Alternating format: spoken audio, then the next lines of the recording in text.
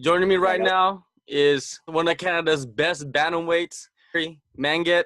Welcome to Kumite Radio. What's going on, man? not much, man. Just chilling out here in Mumbai, getting ready to fight this weekend.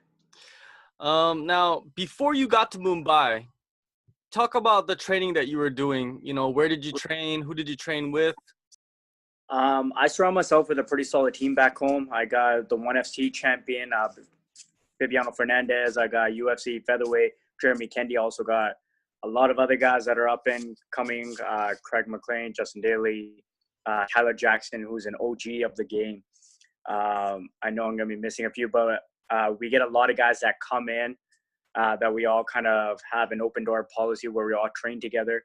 I also train at 10th Planet out in Coquitlam underneath Eddie Bravo's black belt, Abil.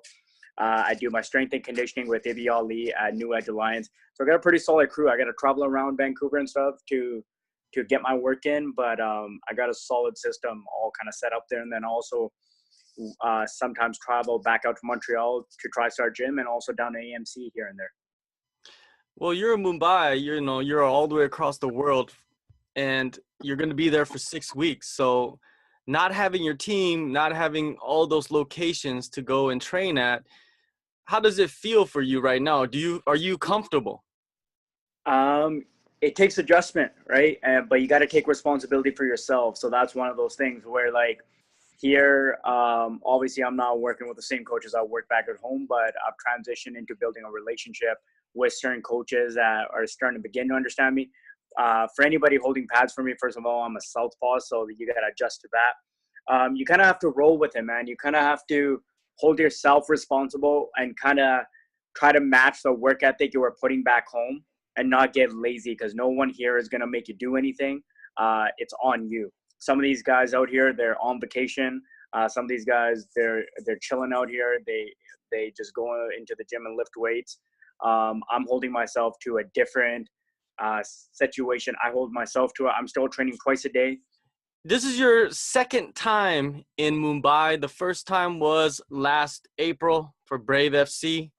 You were in the co-main event. You were kind of like you're Indian, but you were the foreigner coming in and facing like a hometown guy. How was that experience? It was different. We were the co-main event, but we were the unofficial main event. So everybody was there. They bought tickets to see our fight. It was nuts, man. It was a crazy storyline built up to that. A lot of the guys here were guys that were training with them. A lot of the guys here were at that fight. It was crazy because at that time I was kind of like, I had to earn their respect here because they were standing behind their guy from here. But you have to use the platform that you have to kind of explain that. Listen, it's I still hold this. I was raised under Indian values. I was raised under Sikh values. I was raised under Punjabi values. What I represent around the world is the values that I was brought up in the home. My parents are first generation in Canada, so they're from India. So it's not like I'm completely disconnected. If anything, I feel like I'm more connected than a lot of people here. The way that I absorb the history, the way that I use my ancestor stories as strength going into kitchen, it was all written here in India. So other than me living in a different location, I would say I was more Indian than this guy. But then after the fight, it seems like I earned the whole crowd. I earned the respect of everybody. It was because I was a guy that moved up 2 weight classes to prove a point, that it came down to technique and that I could beat the bigger man on his home soil, and that's exactly what I did. Did you feel a lot of pressure going into that fight because of the whole atmosphere of the fight? Of course, I feel pressure in every single fight I go into. I feel pressure for this weekend's fight going into it. I hold myself to a certain degree of performance. I have pride also. I don't like to let people that support me down. I like to back up what I'm saying. I like to back up all the hard work I put in. So it didn't really matter if the storyline was me coming to India or if I was fighting in Vancouver at just a local place there. The pressure is always there for every single situation. You never know. This is mixed martial arts. That's what makes the butterfly start. That's what makes the anxiety high about it. That's what makes you nervous. It's not planned out. You don't know what's going to happen. one punch lands, and we've seen upsets in this tournament. We've seen a lot of upsets in here. So I don't want to be on the receiving end of one of those upsets. So you're always it doesn't matter who the guy is across from you. The pressure is always there. I guess you might have a big target on your back because you do have a name. You fought there before on a major promotion. Do you think there's a target on you? Like a lot of those guys are making their debuts. They don't have many, fights on their professional record. Well, the guy that I'm fighting this weekend does have quite a bit of fights. He's 7-2, I believe. I feel like I'm the dark horse in this tournament. I feel like they're not talking about me. I feel like they got guys, and the thing is, my weight class is probably the most stacked weight class. You got guys like Agasa, you got the Bengal Tiger, Dhruv Chaudhary. So everyone's talking about them because they were on the last season. No one's seen me in the cage yet. I've been doing the commentary gig on the side and stuff, but no one's seen me in action yet. So I don't think I have a target on me yet. And I don't think I'll have a target. I think after the statement I will make with this fight, these guys are going to avoid me in every way possible. They'll pull out with fake injuries. They'll pull out with whatever they got to pull out of. So I feel like they're the targets. I'm coming after them because they somehow have the name here. But like you go out of India and it's my name that shines over any Indian fighter. But yeah, in this tournament right now, I would say my team's the dark horse, and I'm the dark horse in this tournament. You're used to fighting in the co-main event of on the main card towards the later portion of the night. But in the Super Fight League, the bantamweights start to show. Yeah. What is the mindset? Is your mindset different? Is it better for you to fight first? I love it. Yeah, exactly. You get it over with. The hardest part of fighting is sitting in the back waiting. The weight game is the hardest damn thing. It's not when you get in the cage. It's that build up. It's the build up. So the fact that I can just get in there and get out, that's how I want it. There's a lot of different things in this situation. The fact that right after that fight's done, right after I win that fight, I'm literally back in training camp for the next week's fight. Win that one and back in that. Like we're used to fighting once and then taking a couple weeks off and then doing another 6 to 12 week camp. So fighting once every 3 months. This is literally every 6 to 7 days. So you're trying to keep your body fresh also. So being the first fight, also as the captain and the bantamweights, I like that idea. But this tournament, it takes a toll on you emotionally. You got to be mentally in check at all times. Because once it starts this Saturday, I could be possibly fighting up to 4 times all the way till March 17 and doing weight cuts every single week. Like I am right now, and just got to stay on top of my game mentally because physically you're not going to get much better. You're cutting weight literally. You get a cheat day on a Sunday, and on Monday you're back on trying to get the weight down because you're weighing in on one of those days again. So it's a whole different format than I'm used to, man. It seems like these guys that were in it last year are more used to it. They found it weird that I said I fight every 6 to 12 weeks or every 3 months or something like that. For me, this is like totally something new. The fact that there's 3 fight cards literally happening every single week and being on one of them and plus the same guys fighting again the next week. You are the captain of the UP Nawabs. You were brought in to be the captain. What are some of the responsibilities you have as the leader of your team? For myself, personally, I hold myself with a lot of responsibility of being the captain of this team. Originally, UP Nawabs were not my first choice to be the captain, and I've been pretty honest about it. I wanted to be on the share team because I've always gone around the world representing my father's roots, which are my roots in that stuff, Punjab area. Mm-hmm. But Bill DeSange approached me to be the captain of the UP Nawabs. And then when I really thought about it, it just kind of hit me that whenever I'm representing my father, I always think I'm representing my mom as one. So I always say I'm representing my dad. My mom was born in UP. My grandma is from UP. And my grandma passed away a few months ago. So for me, I've always wanted to represent her spirit. And that's one of the things that got me on that plane to come over here because I truly am doing it to represent my grandma, to represent my mom. So in every single fight, that's what I want people to know, that I'm in there fighting with her spirit. As far as carrying the team, I'm just trying to give as much knowledge as I can, as quick as I can. I know that you can't change day and night in this short a time. I'm just trying to get them to mentally switch on. A lot of these guys, they work on the physical side, but they don't focus on the mental side or the spiritual side at all. So that's really all I can do. Just kind of keep the morale up and stuff. Even after my fight's done, I literally have to run to the back and I'll be coming out with the rest of them. So that's another new situation for me. You should go to the back, you do your post fight, and that's it. You're done. You're done for the day. You pack your bags, you do whatever you gotta do, talk to your family back home. This time I'm gonna be coming right back out. And I gotta carry my team to another victory. And that's the kind of responsibility I have as a captain, that I have to be in the gym every single day because I have to be the example. If they show up, that's up to them. But I have to be, as a captain, I can't be chilling. I can't be sitting by the pool all day. I can't be just hanging out.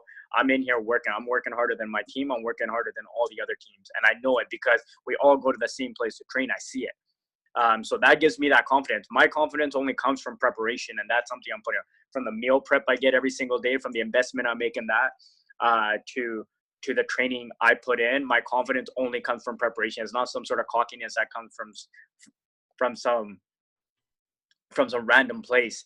It's built through hard work, and I've carried that hard work. I feel like I've even got in better shape by myself here, training with the guys I've been able to train by pushing myself, because I don't have a coach that's telling me, listen, you've done enough today. I feel like I got in better shape. My weight cut seems like it's even easier than it's ever been. So I think that's a factor of just being in this heat, pushing myself still, eating right, and holding myself accountable, and then letting my team see me as an example of that. Yeah, the UP region has 250 million people living there. So that's a huge, support system if you could get them behind that team. And it's big for you guys, right? Mm-hmm. It definitely is. It was like I had to find motivation in it first. I didn't want to just come out here for myself, even though fighting is a selfish sport. Once you get in the cage, it's all on you. And I've told my team that too. I told my team that, listen, we train together, but at the end of the day, you're on your own.